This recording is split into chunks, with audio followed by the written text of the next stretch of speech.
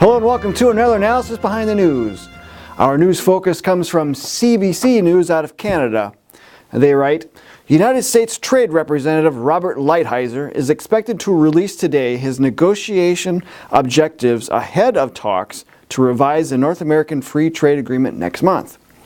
The goals for the renegotiation, as well as the Trump administration's rationale for how these objectives would lead to an agreement beneficial to the U.S., must be published on the USTR, that's United States Trade Representative, website, as required by Congress in accordance with the Trade Promotion Authority granted to the White House for renegotiating a standing agreement like this. Formal talks to revise NAFTA are expected to start next month. Such objectives must be published 30 days in advance. Now, concerned Americans want to know if the administration is really wanting to move forward with supersizing the NAFTA agreement, although they call it modernizing.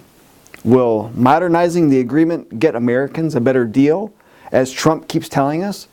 Or perhaps Trump is not aware of the scheme to use NAFTA as a stepping stone to a much larger purpose. We have a couple of those folks on our newest Slim Jim, Get Us Out of NAFTA, Stop the North American Union. And former U.S. Secretary of State Henry Kissinger says this of NAFTA. NAFTA is not a conventional trade agreement, but the architecture of a new international system. And former Mexican President Vicente Fox said this, our long-range objective is to establish an ensemble similar to the European Union. So what are they talking about? Wasn't NAFTA about bringing in more jobs and industry to the U.S.? Why did Trump call NAFTA a disaster for America? Now, the results of NAFTA for the last 20-odd some years have been grim for the U.S. On the back of the Slim Jim it says, NAFTA now, nearly 1 million jobs exported. America's manufacturing base decimated. NAFTA courts overriding U.S. laws and courts. So clearly it has been a disaster for America, but it's going to get much worse. As world leaders have stated, NAFTA is to be the foundation to a political and economic union of countries like the European Union. Canada, Mexico, and the United States would integrate even further into a North American Union. Now, this initiative popped up once before in 2005.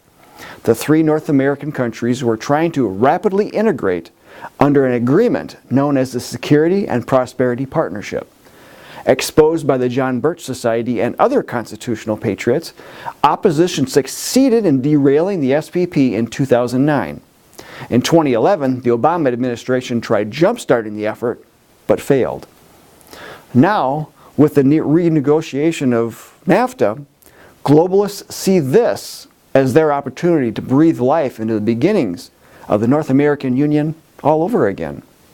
So, let's say the NAU comes about. What can we expect? Well, let's put ourselves in the shoes of any of the 28 countries that belong to the European Union. We'd have a layer of government above the one that we have in the form of the federal government.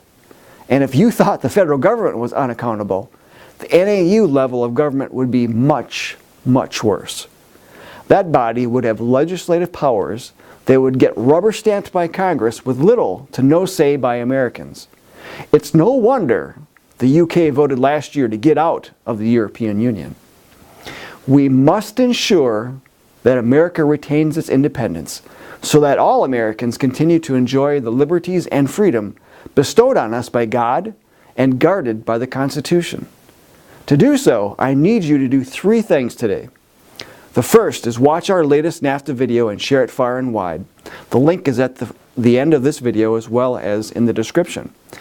Just as an aside, we have 3 NAFTA videos, 2 shorter ones and 1 that will be coming out next week. Again, a shorter one. Number 2, get and distribute our Get Us Out of NAFTA Slim Jim at jbs.org/NAFTA.